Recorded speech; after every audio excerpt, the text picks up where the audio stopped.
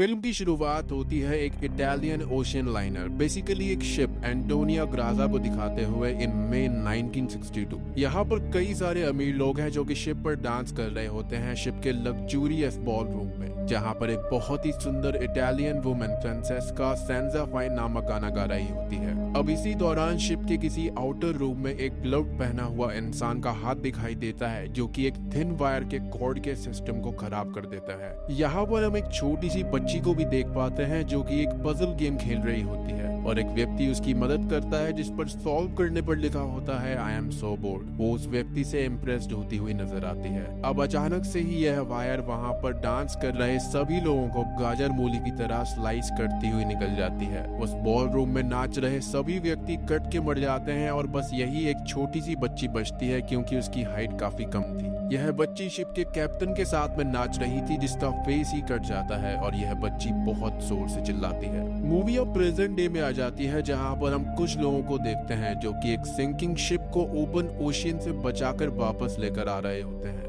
यह शिप को पोर्ट के पास लेकर आते हैं और इस शिप की कीमत इनको मिल जाती है जो कि ये 6 बराबर हिस्सों में बांट लेते हैं क्योंकि इनका 6 लोगों का ग्रुप था। सबसे पहले इनका टीम लीडर या फिर कैप्टन मर्फी, मॉरीन एप्स जो कि इसकी बेटी जैसी थी, ग्रियर, डॉज, मंडर और सांटोस, यह सब अपनी सक्सेस को सेलिब्रेट करते हैं। लेकिन तभी एक जैक फेरीमैन नामक कैनेडियन वेदर सर्विस पायलट इनको अप्रोच करता है कि उसने इंटरनेशनल वाटर्स में एक बड़ी सी शिप को देखा है और जो कोई भी इसको ढूंढ कर यहाँ पर लाएगा वो उसी की हो जाएगी और अगर ये सब उसकी मदद करेंगे तो उसको 20% पैसा चाहिए होगा, जिस पर ये सब डिस्कस करते हैं। पर ग्रेयर की शादी होने वाली थी जिसके कारण वो थोड़ा आनाकानी करने लगता है, पर वो शिप की वैल्यू मिलियंस में हो सकती थी जिसके चलते वो मान जाता है। पर जैक को बस 10% देने की बात की जाती है, प्लस वो भी उनके साथ ही जाएगा। क्रू अपनी शिप आर्कटिक वॉरियर को लेकर इस शिप को ढूंढने के लिए निकल जाते हैं। आर्कटिक वॉरियर बेसिकली एक टग बोट थी। अब सांटोस को रेडार पर यह शिप दिखती है और अगले ही पल गायब हो जाती है, जिससे ये लोग इस शिप की एग्जैक्ट लोकेशन का अंदाजा नहीं लगा पाते और उससे जा टकराते हैं।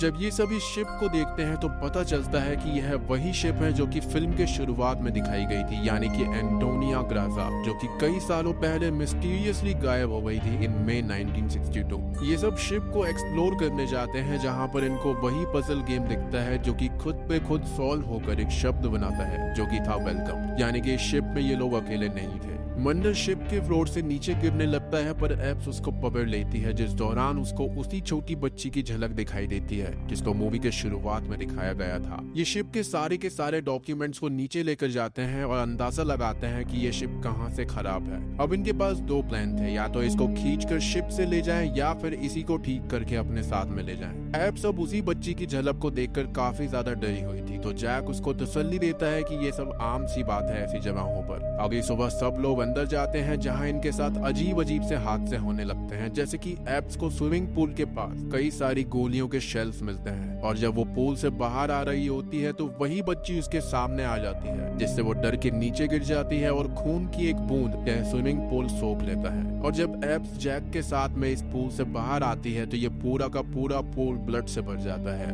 एप्स और जैक को कई सारी डेड बॉडीज भी मिलती हैं जो कि यहाँ पर 2-3 हफ्ते पुरानी थी। मर्फी को कैप्टन रूम में एक अल्कोहल का ग्लास दिखता है जो कि काफी ज्यादा फ्रेश था और जैसे ही वो उसको पीने के लिए उठाता है उसको मिरर में इस शिप के कैप्टन की परछाई दिखाई देती है, जिससे वो बहुत ही ज्यादा डर जाता है। जैक और एप्स को अब यहाँ पर गोल्ड बार्स मिलती हैं जिसको सभी लोग देखकर खुश हो जाते हैं, जिस दौरान बातचीत करते हुए ग्रेयर यहाँ पर कहता है कि उसको किसी औरत की सिंगिंग और एक जलती हुई सिगरेट दिखाई दी थी, जिस पर कोई भी यकीन नहीं करता। अब इनका प्लान ये था कि ये गोल्ड को ले जाएंगे और शिप को यहीं पर छोड़ देंगे क्योंकि वोटिंग करते टाइम सभी ने गोल्ड को चूज किया था। पर जब ये सब गोल्ड को अपनी शिप आर्कटिक वॉरियर पर लोड कर रहे थे तो मीथेन गैस सिलेंडर को कोई ओपन कर देता है, यानी कि एक अनसीन फोर्स। और यहाँ पर वही छोटी बच्ची एप्स को वार्न करने की भी कोशिश करती है, लेकिन इस जगह की स्पिरिट्स उसको नीचे ले जाती हैं। अब जिससे इंजन को स्टार्ट करते ही इनकी शिप ब्लास्ट हो जाती है, जिससे सांटोस की मौत हो जाती है। ग्रेयर और मंडर को भी चोट आती है लेकिन वो बच जाते हैं। अब इनके पास इसी बड़ी शिप यानी कि एंटोनिया ग्राजा को ठीक करने के अलावा कोई और रास्ता नहीं था। सांटोस की मौत से इन सभी के बीच में दरार आ जाती है और मर्फी इस चीज का जिम्मेदार खुद को मान रहा था, तो वो कैप्टन रूम में जाकर दारू पीने लगता है।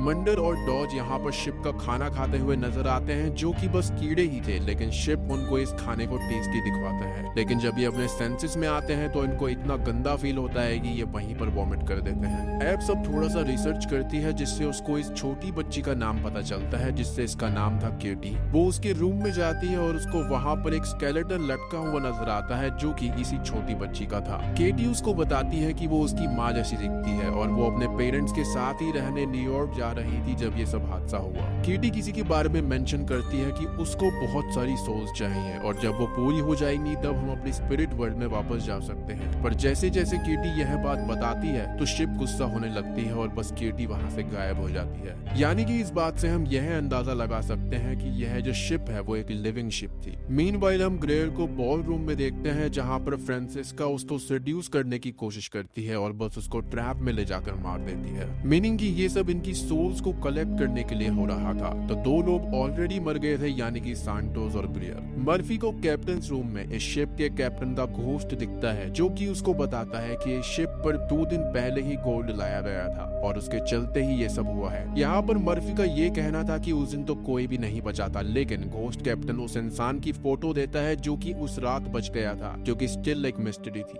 जो कि जल्दी ही रिवील होगी। इस शिप पर हजारों भूत थे, लेकिन सिर्फ केटी ही थी जो कि किसी के कंट्रोल में नहीं थी और वो अच्छी थी। तो वो एब्स को सच्चाई दिखाती है कि उस रात असल में हुआ क्या था। तो उस रात कई सारे डांसर्स तो काट दिए गए थे तार की मदद से। शेफ्स को किचन में मार दिया गया था और उनके खाने में जहर मिला के बाकी सभी पैसेंजर्स को भी मार दिया गया, क्योंकि कई सारे लोगों की भी जान ले ली गई थी, इंक्लूडिंग केटी। उसको उसी के रूम के कबर्ड के अंदर लटका दिया गया था, विच एक्सप्लेन्स द स्केलेटन। बाकी लोगों को पूल वाले रूम में ले जाकर मार दिया गया था गन्स की मदद से, जिससे वहां पर पड़ी हुई बुलेट शेल्स और पूल की वॉल्स पर होल की बात को स्टेबिलिटी मिलती है। बचे हुए लोग गोल्ड लेने की कोशिश कर रहे थे, तो वहां पर फ्रांसिस्का आती है और एक इंसान को सेड्यूस करती है, जिससे वो बाकी सभी लोगों को मार देता है और फिर फ्रांसिस्का उस इंसान को मार देती है। अब तभी वहां पर एक इंसान की एंट्री होती है, जो कि कोई और नहीं बल्कि जैक था। जी हाँ, जैक ही था जिसने ये सब किया था। वो फ्रांसिस्का को भी मार देता है और उसकी बॉडी पे एक निशान दे देता है। जैक कोई और नहीं बल्कि एक इविल फोर्स थी, जो कि अपने बॉस के लिए सोल कलेक्ट कर रहा था। अब ये बॉस लूसीफर हो सकता है। जैक की एक खासियत थी कि वो किसी का भी रूप ले सकता था, ताकि वो किसी भी इंसान को आसानी से बेवकूफ बना सके। तो जैक एक डीमन था जो कि लूसीफर और अपने मास्टर्स के लिए सोल्स को कलेक्ट करता था। अब इस शिप को ठीक करने के चक्कर में और जैक की सच्चाई को जानकर एक एक करके मर्फी, मंडर और डॉज मारे जाते हैं। एब्स इस शिप को ब्लास्ट करने का सोच लेती है, क्योंकि वो जानती थी कि इस शिप ने अपना लास्ट विक्टिम पूरा कर लिया है, यानी कि लास्ट सोल को कलेक्ट कर लिया है।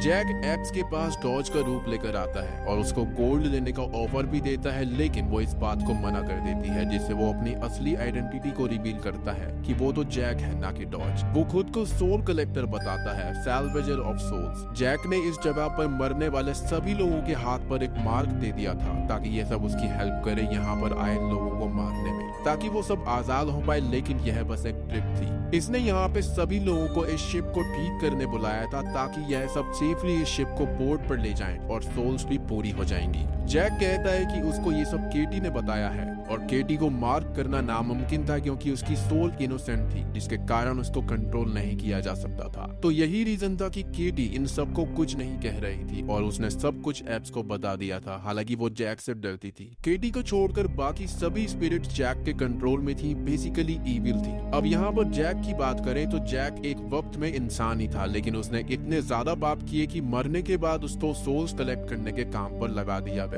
इस बोट को भी उसी ने कंट्रोल करके फ्लोट करवा रखा था, क्योंकि सारी की सारी जो शिप थी वो खराब हो रखी थी। वो कहता है कि उसको यह शिप और उसकी स्पिरिट्स अपने मास्टर्स को देनी होंगी, जिसके बदले वो गोल्ड और अपनी जान बचा सकती है, क्योंकि ब्लास्ट करने से इस शिप की स्पिरिट्स आजाद हो जाती, लेकिन वो अपने क्रू को वापस मांगती है, लेकिन वो मना कर देता है। जैक का ऑफर सुनने के बाद भी एब्स उससे लड़ाई करती है और किसी तरह से इस शिप को ब्लास्ट कर देती है। केटी की स्पिरिट एब्स की हेल्प करती है ताकि वो बच जाए। फिर हम इस शिप को डूबते हुए देखते हैं और बहुत सारी स्पिरिट्स अपनी दुनिया में पहुंच जाती है। केटी एब्स को गुड बाय करती है और थैंक्स कहती है, क्योंकि अब वो फाइनली अपनी फैमिली के पास पहुंच जाएगी आफ्टर वर्ल्ड में। अब यहाँ पर एब्स एक सूटकेस का सहारा लेते हुए तैरते हुए एक शिप की नजर में आ जाती है और उसको बचा लिया जाता है। जब एब्स एम्बुलेंस में होती है तो हम वहाँ पर फिर से जैक को देख पाते हैं जो कि उसको देखता है। उसके पास गोल्ड भी था जिससे अब वो नए शिप पर फिर से कत्लेआम करवाएगा सोल्स को कलेक्ट करने के लिए, क्योंकि वो अपने मास्टर्स के लिए ऐसा कई बार कर चुका है। एक्स उसको देखकर चिल्लाती है लेकिन अब कोई भी फायदा नहीं होता